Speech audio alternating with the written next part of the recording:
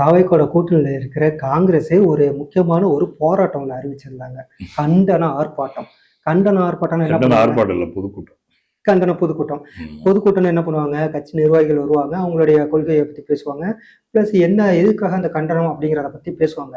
ஆனா இங்க நடந்த ஒரு சம்பவத்துல அங்க 2, 3 பேர் மேலே ஏறி டான்ஸ் ஆடுறாங்க. அதுவும் எந்த பாட்டுன்னா, விஜயோட சினிமா படத்து பாட்டு. ஏற்கனவே அவங்க மினிஸ்டர் வந்து மதுரையில ஒரு மேலூர் தொகுதியில வந்து மேலூர் குத்தாட்டம் போட்டார்ல.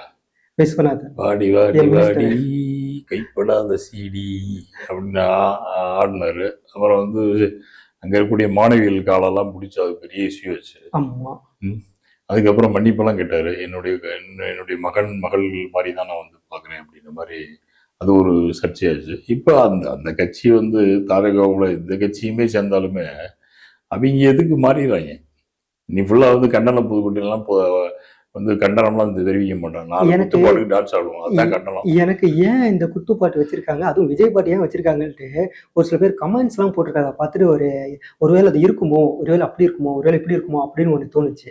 ஏன்னா பொதுவா திமுகவோட கூட்டங்கள்ல, அதிமுகவோட கூட்டங்கள்ல சினிமா பாட்டு போடுவாங்க. அதுவும் திமுகவோட கூட்டங்கள்ல நிறைய இருக்கும். ஏன்னா கூட்டம் கலைஞ்சு போகாம இருக்கணுங்கிறதுக்காக அந்த தலைவர்கள் வர வரையிலும் அங்க வந்து ஏதாவது பாட்டு போடுவாங்க.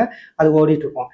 அதை அப்படியே இவங்க காப்பி பண்ணிக்கிட்டு, ஏன்னா இத்தனை வருஷம் கூட்டணியில் இருந்தாங்களா, அதனால அந்த பாட்டு போட்டு டான்ஸ் ஆடுறத காப்பி பண்ணிட்டு, இப்போ இருக்க கூட்டணி வந்து தாவேகா. இவங்க எல்லாமே விஜயோடைய ரசிகர்கள், விஜயோடைய ஆதரவாளர்கள்.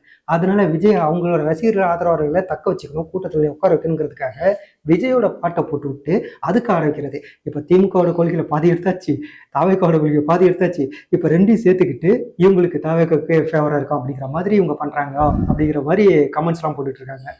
என்ன பண்றது, காங்கிரஸ் வந்து தமிழ்நாட்டை வந்து ஏன்னா காங்கிரஸுக்கு தமிழ்நாட்டுல இவங்க இல்ல, தொண்டர்கள் இல்ல. ஒருவேளை இருந்தாலும் எல்லாம் தலை நரைச்சி போன மூத்த இருப்பாங்க, பண்ணையார்கள், நிர்வாகி. ஆமா. அதனால அவங்க யாரும் வந்து கீழே உட்கார போறது, எல்லாம் மேடையில உட்கார போற ஆளுங்க தான். கீழே உட்கார்றவங்க எல்லாம் தவைக்கு ஆளுங்க தான் இருக்கணும். அதனால அங்க விஜயோட பாட்டை போட்டு டான்ஸை போட்டு அப்படிலாம் பண்றாங்களோங்கிற மாதிரி ஒரு கருத்துக்கள்லாம் நிறைய பேர் பதிவிட்டு. அதாவது நம்ம யாரு கூட சேரணுமோ அதை நமக்கு ஒட்டிக்க, அந்த மாதிரி ஒட்டிக்கிச்சு. அவங்க எங்க போனாலும் பாட்டை போட்டு ஆடிக்கிட்டு இருக்காங்க. ஸ்கூல்ல போய் பார்த்தா விஜய் பாட்டை வந்து இதா பண்றாங்க. அதாவது காலையில வந்து இந்த உறுதிமொழியில எடுக்கணும்ல, அதுல விஜயோட பாட்டு வந்து உறுதிமொழியை எடுத்துட்டு இருக்காங்க. இதை என்ன பண்றது நம்ம? அது வந்து தமிழ் தாய் வாழ்த்து மாதிரி ஆயிப்போச்சு. ரொம்ப கேவலமா. அங்க போய் ஸ்கூல் ஸ்டூடெண்ட போய் விஜயை பத்தி ஒரு விளக்கம் கொடுக்கறது, விஜயை பத்தி அவங்களுக்கு தெரியாதான்? அவங்க தானே இந்த ஆட்சி மாற்றத்துக்கு உண்டாக்குனது காரணமே.